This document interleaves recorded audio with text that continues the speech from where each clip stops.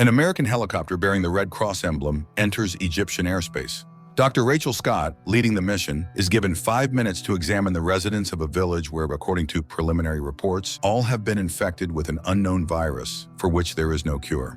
The situation is dire, but Dr. Scott cannot help the sick. The only thing she can do is take blood samples to help determine the virus's origin. 3 months later, Rachel Scott and her colleague Quincy Tofet arrive at a naval base and load laboratory equipment onto the destroyer Nathan James.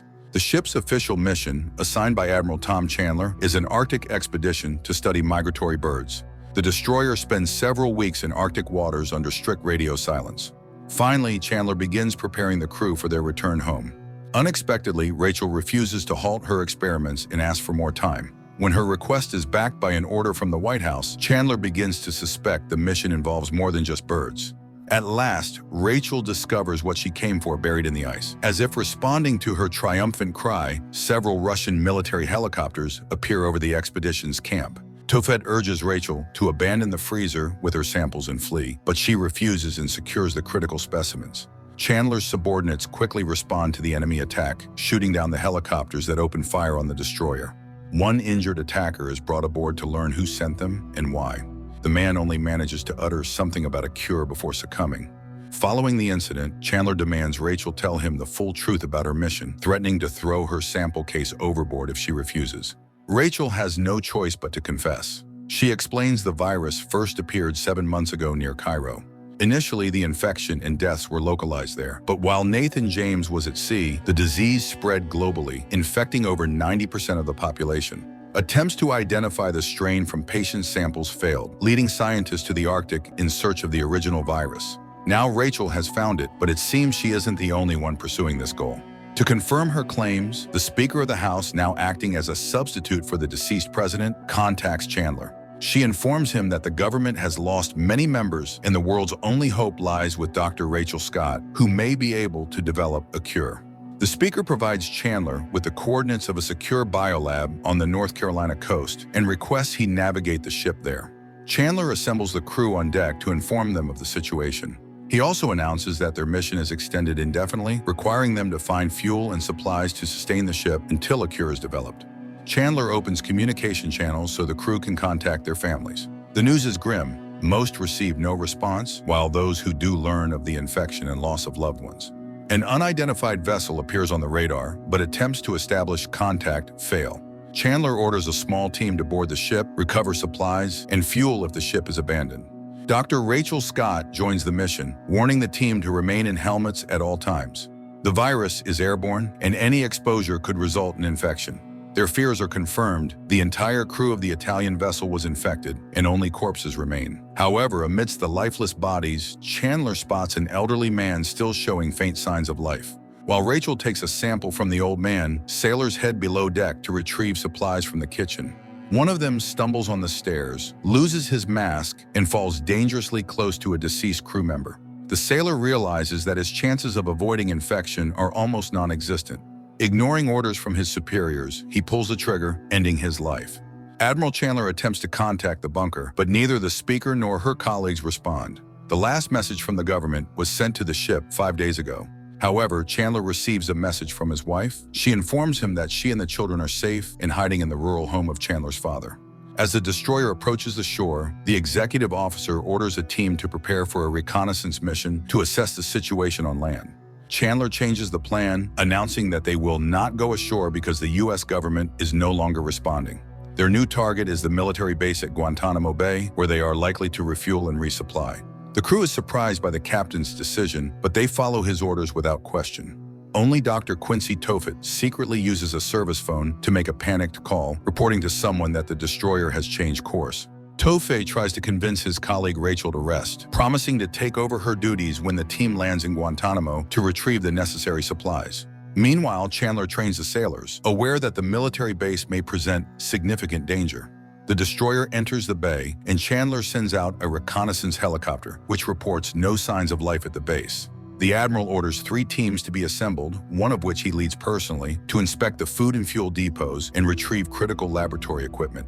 Tofet continues to hope Rachel will stay aboard the ship, and Chandler supports the scientist in this, insisting both researchers remain in full safety. The teams discover bodies on the base showing clear signs of infection. Despite this, they proceed with their tasks. While one group connects the ship to a refueling station, another searches the medical block, collecting everything necessary for vaccine development. Chandler's team surveys the base and unexpectedly spots an armed man. The stranger, panicked, rushes toward them, shouting for them to move back immediately. A vehicle explodes in front of the team, but thanks to the stranger's warning, everyone escapes unharmed. The man removes his goggles, introduces himself as Tex Nolan, a prison guard who has been hiding for weeks from both the virus and a gang of criminals responsible for the explosion. Chandler warns the crew on the ship about the approaching dangerous group, but the signal comes too late.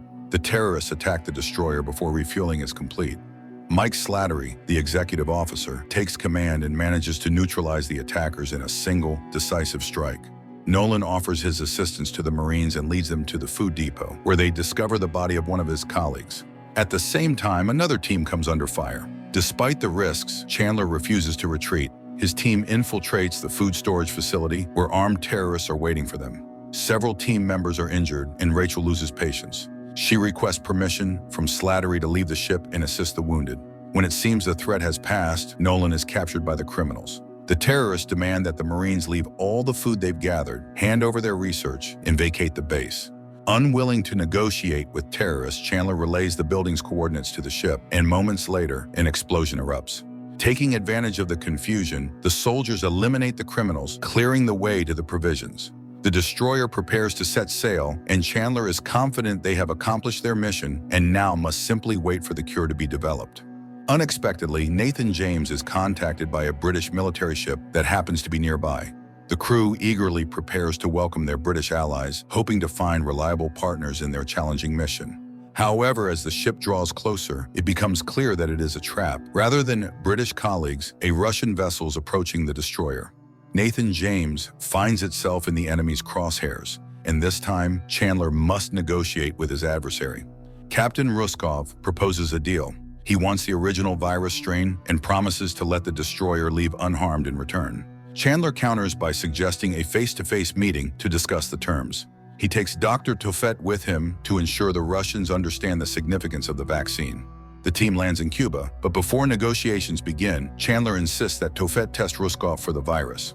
Only after confirming the Russian captain is healthy do the Americans remove their protective suits.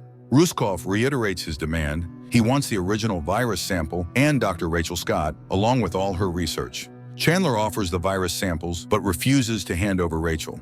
The tension escalates, and to protect his colleagues, Tofet steps forward. He offers to stay with the Russians and develop a separate vaccine for them, but Ruskov rejects the proposal. Returning to Nathan James, Chandler learns that during his meeting with Ruskov, the port exit was blocked. The team begins devising an alternative escape plan, but Chandler reassures Rachel, asking her to focus on the cure. The destroyer fires a warning shot, and Chandler urges Ruskov to reconsider and allow them to leave peacefully.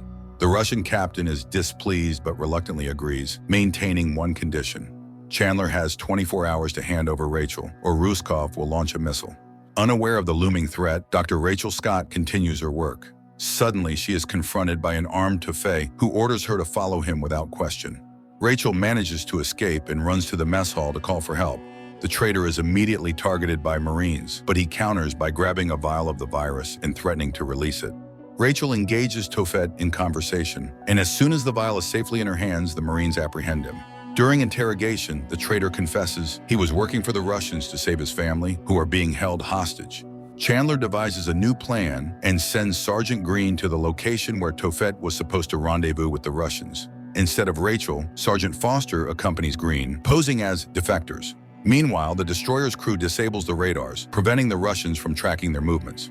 The plan works perfectly. Ruskov remains unaware of the ship's movements, but spots Tofet, who successfully commandeers a boat with his colleague in the virus samples. As they approach the Russian cruiser, Green and Foster open fire and accelerate the boat, which is rigged with explosives. The pair jump into the water seconds before the blast, inflicting significant damage on the enemy vessel. Taking advantage of the Russians' distraction, Nathan James navigates through the coral reef and escapes the trap. The sergeants return to the ship, and the destroyer safely reaches open waters. Ruskov leaves the bridge to visit his captive scientist, who is working on his own version of the cure. The destroyer sets course for Costa Rica, where a nature reserve provides the perfect site for Rachel to test the vaccine. For now, Rachel continues her work in solitude, holding on to hope that she will soon announce a breakthrough. At one point, Rachel comes close to a breakthrough, but conducting clinical trials alone proves impossible. She asks the admiral to release Tofet, promising to ensure that the mutineer doesn't repeat his past mistakes. Rachel is allowed to visit her colleague in the brig to discuss their next steps. However, the conversation does not go well. Tofet blames Rachel for the deaths of his entire family. Suddenly, the ship's power goes out, and Rachel forgets about her troubled companion. Her main concern now is the fate of the samples. If the refrigerator temperature rises, all her work will be irreversibly destroyed. The problem turns out to be serious. The admiral orders the crew to focus all available energy on the lab to save Rachel's samples while seeking a long-term solution. Slattery is given a critical assignment as well. He is sent to the brig to convince Tofet to assist Rachel in developing the cure. The traitor hesitates at first, but Slattery suggests trying an old shipboard punishment ritual, and Tofet quickly changes his mind. A technician estimates that repairing the cooling system and water filtration will take at least a week. Additionally, the destroyer must anchor in a safe location since moving will cause the engine to overheat continuously. That night, Chandler halts the ship to allow the engine to fully cool. This naturally affects the crew's morale as well as the captain's, but a glimmer of hope emerges. Rachel announces that she has found the formula and now has a prototype vaccine. The hope of salvation is immediately threatened. The lab loses power again, leaving the samples without refrigeration. The only option is to lower the container to the ocean floor where it can remain cold. However, this means the destroyer must stay put until the engines are repaired, and the crew's fresh water supply won't last for the duration. Chandler decides to take the risk and proceed with the plan. The crew is relieved that the samples are preserved, but remains anxious about what will happen if the water runs out before repairs are complete. As the crew approaches the brink of survival, the wind finally picks up. The captain orders the deployment of parachutes, creating a makeshift sail to help power the engine. Nathan James begins moving again, but conditions on board remain dire. None of the crew has had drinking water for over 2 days. The communications team attempts to contact nearby ships in the hope of receiving help, but no signals come through. The sailors begin to lose not only consciousness, but also hope. Just when all seems lost, the captain spots a small island. The sight reinvigorates the crew, and within hours, they land ashore to rest and quench their thirst. That evening, the crew organizes a bonfire party on the beach, savoring a moment of reprieve. The ship resumes its journey toward the Costa Rican coast, but Slattery informs the captain that multiple distress signals are coming from the area. Coastal towns have been overrun by the virus and riots. A safe route into the jungle is no longer available. Chandler realizes it's too late to change their plan. They must capture several monkeys for testing, which means taking risks once again. 2 groups land in the reserve, and the Marines venture into the jungle to search for primates. Instead of monkeys, they encounter trouble. A crowd of infected locals pleading for help and blocking the expedition's path. The Marines are forced to retreat to the boats, escaping moments before the sick people reach them. Chandler, however, knows the monkeys are essential and steers his boat toward another part of the island to make another attempt.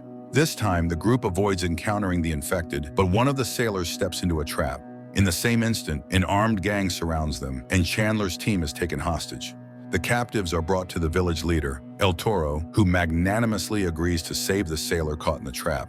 However, the dictator has no intention of letting the Americans leave immediately. He invites Chandler to dinner to learn why the Americans have come to Costa Rica. Chandler is forced to explain to El Toro the purpose of the wooden crates and tranquilizers on his boat, assuring the village leader that they need monkeys to study the virus. Surprisingly, the dictator agrees to help the visitors. His people capture the required number of monkeys, and the group prepares to return to the ship. However, leaving without consequences proves impossible. The crew decides to defend a local girl, turning from El Toro's allies into his enemies. Chandler negotiates for the release of Slattery and Green, but he has to leave behind all the equipment and protective suits as part of the deal. The dictator also warns the Marines that if they dare return, it will be the village girls who will pay the price. Slattery refuses to abandon the innocent villagers, and the crew returns to the island to rescue them.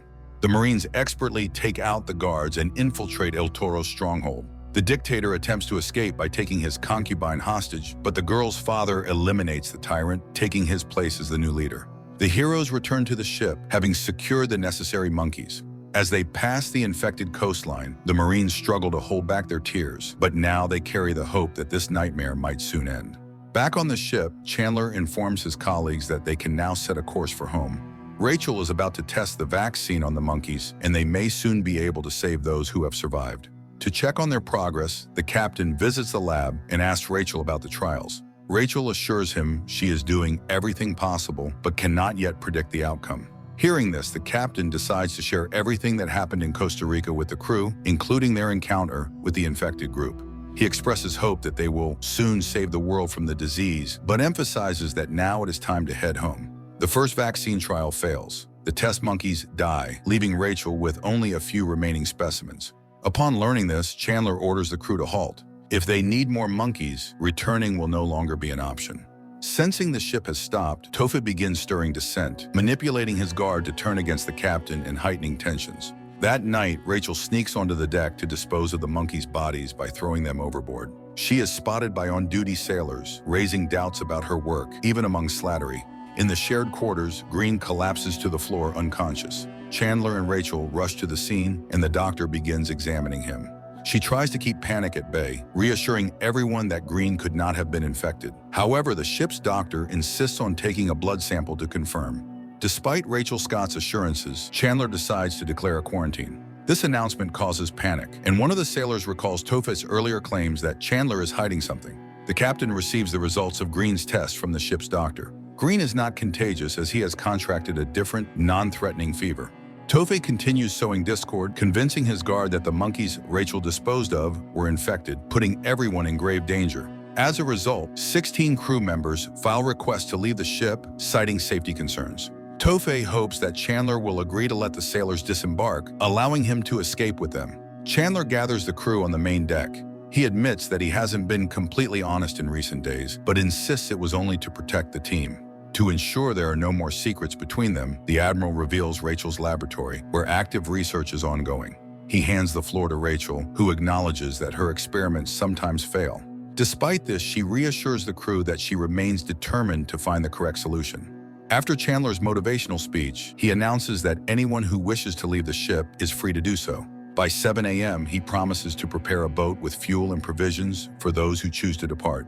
True to his word, the commander readies the boat. However, those who were prepared to leave the day before now ask to be reinstated into the ranks of the Marines and retake their oaths. Chandler forgives his subordinates but refuses to forgive the man who started it all. He takes away Tophet's only means of communication with his guards or anyone else. 6 months earlier in Oslo, Dr. Niels, the very scientist now aboard the Russian ship, met with his old mentor. He had been trying to convince the elder scientist to conduct an experiment by introducing an additional component into the virus. When his mentor refused, the madman admitted it was already too late. He had conducted the experiment and injected himself with the modified virus. Now Niels is trying to fix the situation, but he cannot do so without Dr. Rachel Scott. Rachel continues her work and discovers an extra gene in the virus. She informs the captain that it is a human gene, meaning the disease was artificially created. But there's even worse news. Only 2 monkeys remain alive on the ship.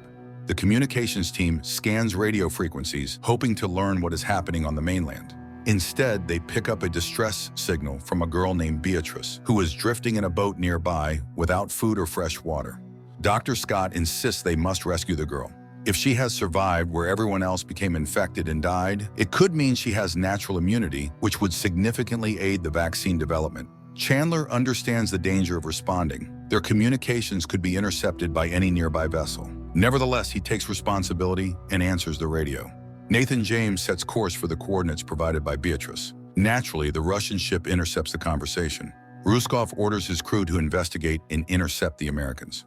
2 boats are deployed from the destroyer, quickly locating the vessel from which Beatrice's signals originated. However, the girl is nowhere to be seen. Slattery suspects a trap. He orders a helicopter to be launched, and they spot 2 more boats approaching the area from the opposite side. The Marines finally spot the frightened girl. They help her aboard their boat, but a pursuit ensues, and the Russians open fire. Thanks to Tex Nolan's quick thinking, Chandler's team manages to escape. However, the captain notices their boat has been hit and will not make it back to the ship. He orders his companion to change clothes and jump into the water, where they will wait for rescue. Back on Nathan James, Slattery puts Tophet at the radio station, instructing him to monitor Russian communications and report anything critical. Hours later, still adrift in the water, Chandler decides to break protocol and use the radio to contact his ship. However, instead of asking for help, he orders the cancellation of all rescue operations and instructs the ship to continue its course. Beatrice is handed over to Dr. Rachel Scott. Meanwhile, the crew brainstorms a plan to save their captain. The Russians also intercept Chandler's message, prompting Ruskov to deploy a drone to search for him. Hearing the familiar buzz, Chandler braces for detection. However, a missile fired from Nathan James destroys the drone just in time. Rachel draws Beatrice's blood for detailed analysis. The initial results come almost immediately. Rachel's theory is confirmed. The girl has natural immunity to all strains of the virus. Night falls, and Chandler and Nolan continue drifting in open water, unsure where the waves will carry them. Nathan James intercepts a signal from the Russian ship, and Tofet realizes that Ruskov has not given up on finding the admiral. However, the Russians seem to suspect that Chandler may already be dead. Slattery refuses to give up. He orders the helicopter to be refueled and sent back into the sky. The entire crew anxiously watches the monitors until finally they detect movement. The helicopter locates Chandler and Nolan, lowering a winch. Chandler is lifted first but faces disaster upon boarding. A group of armed Russians is waiting for him. The captives are taken to the Russian ship, where Chandler is brought directly to Ruskov. The captain, however, refuses to cooperate, repeating only his name, rank, and service number. Meanwhile, Rachel demonstrates to Beatrice how the virus affects human cells versus her own. If Rachel's theory is correct, the girl's blood could be the key to the vaccine. Ruskov contacts the destroyer and demands that Slattery hand over Dr. Rachel Scott, along with all samples and research. If he refuses, Captain Chandler will be executed. Rachel's vaccine, derived from Beatrice's blood and administered to a monkey, begins to work. The primate shows signs of recovery. Rachel informs the crew immediately, and upon hearing that Ruskov is after the samples, she agrees to go to the Russian ship. Despite her bravery, the Americans decide to formulate a backup plan. They study the layout of the Russian cruiser and equip Rachel with a concealed weapon to defend herself and escape if necessary. Ruskov's men take Rachel aboard, searching both her and the case of samples. Fortunately, they miss the weapon hidden in the container's false bottom. She is allowed to check on the captives, and to everyone's surprise, Rachel throws herself into Chandler's arms and kisses him passionately. Afterward, Rachel is taken to the lab to meet Niels. She immediately realizes that the deranged virologist is not only the creator of the mutated virus, but also its patient zero. Rachel refuses to cooperate with the psychopath and demands to be taken back to Ruskov. Back in his cell, Chandler retrieves a note Rachel slipped him during the kiss. When Ruskov learns the truth about Niels' actions, he flies into a rage but decides to test Rachel's vaccine. He orders her to administer the drug to one of his officers, who is then sent into a cell with patient zero. At the appointed time, Slattery instructs the crew to prepare for the rescue operation. Simultaneously, Chandler provokes a guard to approach his cell, overpowers him, and takes the keys. The captives escape, taking down 2 more guards and arming themselves. By this point, the team from Nathan James has infiltrated the Russian ship and is preparing to rescue Rachel. In addition to freeing Rachel, Chandler also liberates Tofet's family. Ruskov discovers the escape and orders his men to act discreetly, but ensure the Americans do not leave the ship or take Dr. Scott. One of Ruskov's subordinates tells Rachel to follow him, but she requests time to collect her samples. In the lab, Rachel retrieves the hidden pistol and eliminates the officer. Chandler's team bursts into the lab and helps Rachel break free. The group regroups and moves toward the deck, where they plan to evacuate to Nathan James. Chandler lowers a ladder, assisting the freed hostages onto a boat. However, the escape does not go unnoticed. On Ruskov's orders, the Russians open fire. Chaos and panic erupt on the Russian ship.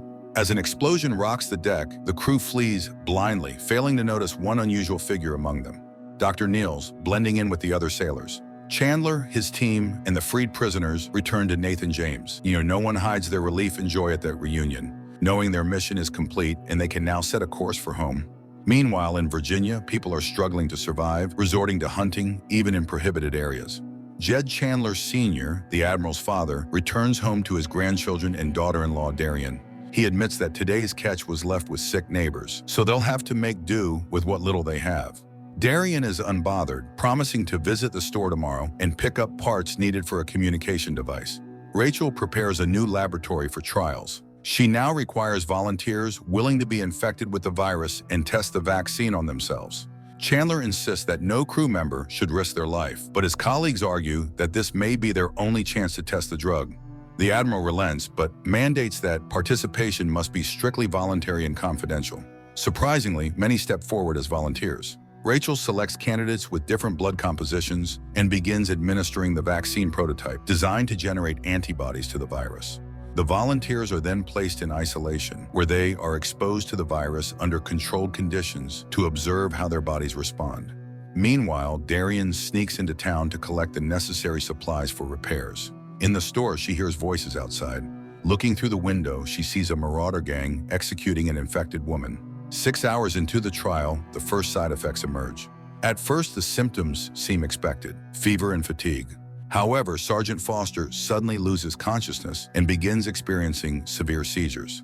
Doctors provide immediate care, but her temperature continues to climb. Rachel uses strong medication and ice packs to stabilize the patient. Now, Rachel must determine why Foster's body reacted so severely to the vaccine and how to prevent similar outcomes in others. Another volunteer loses feeling in their fingers. Tex Nolan develops painful ulcers across his body and becomes extremely weak. Tophet suspects the vaccine has failed or that the virus has mutated again, making the experiment flawed. By nightfall, the situation worsens. Patients begin losing their sanity, and sedatives are required to prevent further outbreaks. One of the volunteers succumbs before doctors can intervene. Tophet tries to convince Chandler that Rachel is mistaken. The patients are dying from the virus because the vaccine is ineffective. He proposes extracting plasma from Beatrice's blood and administering it directly to the patients as a last-ditch effort to save them. Despite the risks, Beatrice agrees to donate her blood, even though it leaves her significantly weakened.